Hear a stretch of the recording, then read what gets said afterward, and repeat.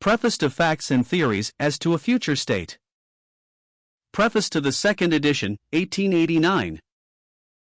A new edition being called for, I have sought to make it as complete as possible, and the book having been stereotyped, the new matter has been put in the shape of an appendix.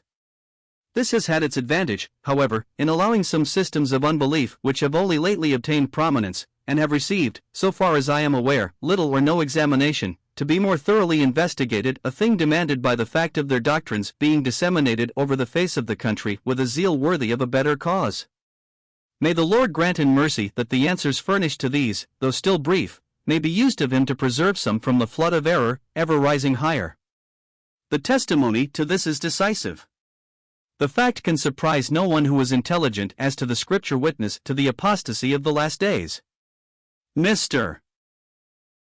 Spurgeon's downgrade papers in the Sword and Trowel are well known, and his withdrawal from the Baptist Union gives emphasis to his statements as to the decline of orthodoxy upon the subject of eternal punishment along with other fundamental truths. 7 years before, a lecture by Mr. Edward White traces the spread of the doctrine of conditional immortality over the world, and names as its adherents many of the most noted writers and thinkers in all the Protestant denominations. Among these appears the name of Dr. Joseph Parker, of the City Temple, London, who shortly after Mr. Spurgeon's letters, announced in Boston that not one leading congregational minister in England, as far as he knew, preached now the eternal retribution of sin in the world to come, but rather a gospel of hope. While quite recently Dr. Hannay, Secretary of the Congregational Union, is reported as saying that in England, the doctrine of eternal torment was practically dead, the doctrine of conditional immortality stationary, and perhaps declining, while that theory of the future life known as the larger hope was being widely accepted. This must be taken, of course, with qualification. That such statements can be made, however, shows but too well the drift. If here in America the same things cannot be yet said, the tendency is still in the same direction. There is need, an urgent need, for that which meets it. No argument known to me, of the least importance, has been omitted from the present volume, while a full index of texts and another of subjects will give anyone who consults its pages the means of ready reference to the whole contents. To the Lord's grace and blessing it is now commended. Original Preface.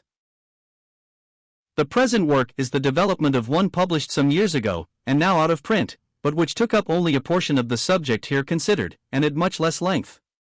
The rapid spread of the views in question, their variety and their importance, render a prolonged and patient examination of them absolutely necessary. The question has become one of the leading questions of the day, and nothing short of an extended appeal to Scripture will satisfy the need of those entangled by the error, or of those who may be in danger of becoming entangled. For others also, quite outside of these, the careful examination of Scripture upon a subject of such deep interest will be found very far from unprofitable. Truth as a whole is so connected in its various parts, that we cannot apprehend any one of these more fully, without this leading us to a fuller apprehension of many other points in which kindred truths touch this.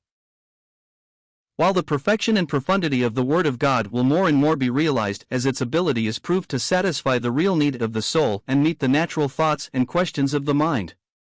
Scripture thus proved will be its own best evidence as a divine revelation.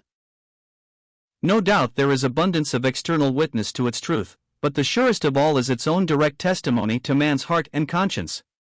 Without Scripture he is an enigma which his own wit cannot explain, he knows not from whence he came or whither he is going, he knows neither himself nor God.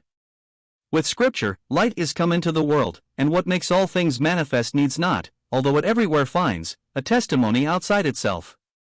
Truth speaks for itself commends itself to every man's conscience in time sight of God, although the true it is who alone will hear it.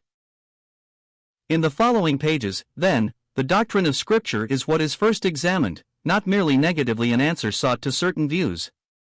The statement of the truth is the only proper answer to the error. This the writer has sought everywhere to keep in mind, while yet endeavoring to meet whatever has been advanced on the other side as fully as possible. Especial attention has naturally been given to certain writers who are most prominently identified with the theory of annihilation on the one hand, or of universal salvation in its various modifications upon the other, and they are allowed to speak for the most part in their own words, and at sufficient length to ensure that there shall be no doubt or mistake as to the views they hold. Among these, Mr. Constable has challenged criticism of his arguments, and to him I have naturally sought the more fully to reply. To the arguments of Mr. Roberts, also, the present leader of the Christadelphian body, who has printed an extended examination of my original volume, Life and Immortality, I have necessarily devoted considerable space. May the Lord in his pity and love to souls, for whom he has died, be pleased to use these pages for the blessing of many, and to his own glory.